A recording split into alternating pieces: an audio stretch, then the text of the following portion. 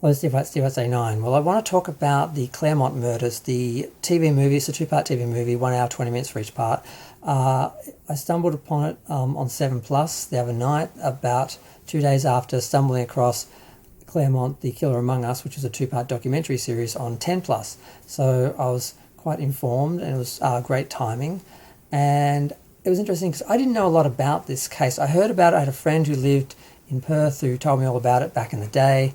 But it really, I don't think it really was as well known in the rest of the country. It was a very big story in Western Australia.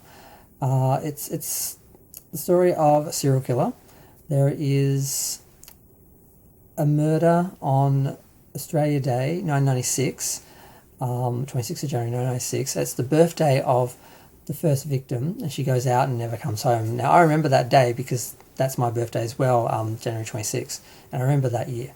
So that was strange. And then the next year, another girl goes missing on St. Patrick's Day, 1997. I remember that day as well. And then a third woman goes missing in 1998. And all these days seem to be holidays and notable days, and about a year apart. And obviously they work out they've got a serial killer, and they put together a task force called Macro, and they start working on it. Eventually they find someone who is fits the profile perfectly of the serial killer, and they are convinced it's him.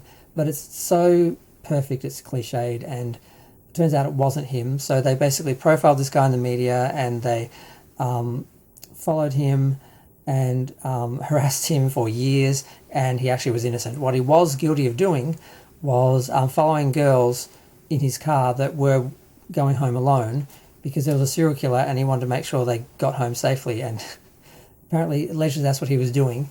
And they were convinced that he was the killer, and they spent a lot of time and energy on him, and it wasn't him.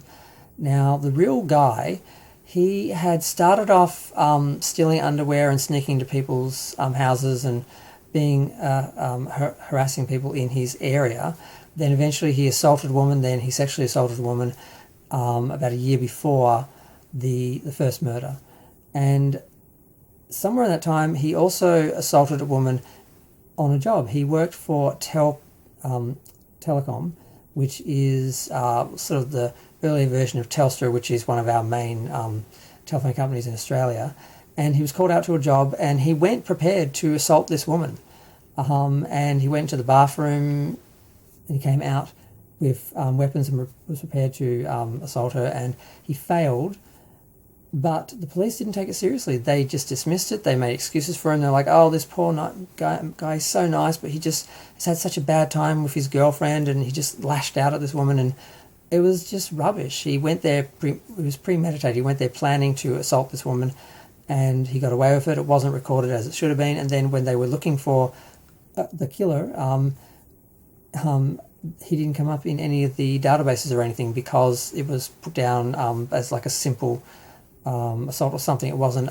It just wasn't processed properly, so they never really looked at him. Now, a girl who he had also assaulted and sexually assaulted, and she survived. She came forth and said, "I know who assaulted me. It's the same person who did this." And they did kind of know who it was in a way, but they didn't have proof, and they didn't have certain connections, so they didn't work out who it was. But the case started to come together before it was sort of finally put together.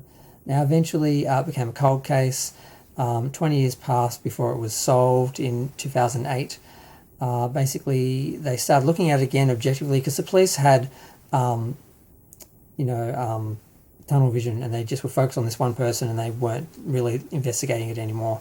And once some new people came in and looked at it, they found around some of the mistakes they made, and they also were able to test some evidence that wasn't able to be tested in the 80s, that now they could test in the 90s, and they could now test in the noughties. So they were able to use that, and they got a conviction. They found the guy through DNA. They arrested him, and they got a conviction, and he was put in jail for life. Now, unfortunately, one of the women, they never found her body, Sarah, and they weren't able to charge him with her death. So he was charged with the murder of the other two girls, and they were sure it was him for the third, but they couldn't actually, prove it. So, and also that family, he never revealed where the body was. so they have never really had any closure. And in the film, the mother in that case is played by Kate Ritchie, who I was used to seeing as a teenager in Home and Away, so it's so strange to see her as an adult playing a parent.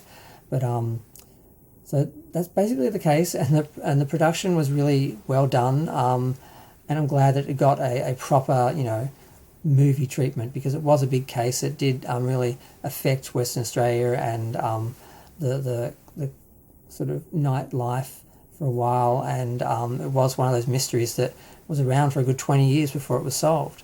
And yeah, it was good. I just wanted to do a little bit of a review, and if you haven't seen it, I would watch it. It's an interesting case. It's a frustrating case because, you can see the mistakes that were made that led to, this guy being free to do this. But yeah, I'm going to go.